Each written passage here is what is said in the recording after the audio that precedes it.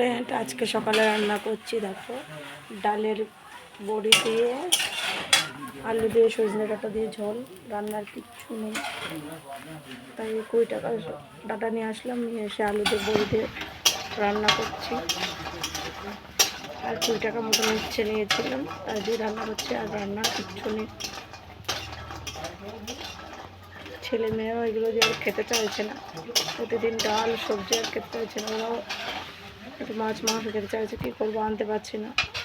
যা বা ফুচকার বেচা কিনে হয়, তা দিয়ে আটা, তেল, আলু, শসা, মটর কিনে থাকে না কোনো কিছু। টুকটাক নুন তেল কেনার পয়সাটা হয়। তো তোমাদের দাদা ভাইয়েরা আবার 25 তারিখে ডাক্তার দেখানো আছে।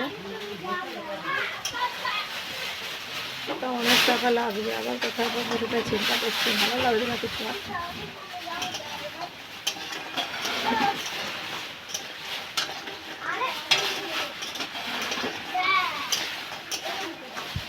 ছেলে মেয়ে তো মানুষ করবো কী করে, ওকে ট্রিটমেন্ট করবো কী করে, সব শেষ।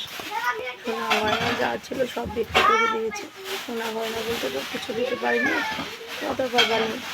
দিদা কষ্ট করে মানুষ করে দিয়ে দিয়েছে। একটা কানের আর একটা আংটি দিয়েছিল, তাও শেষ করে ফেললাম। কিচ্ছু নেই।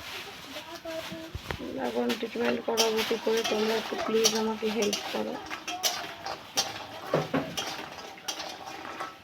ভালো লাগবে না কিছু।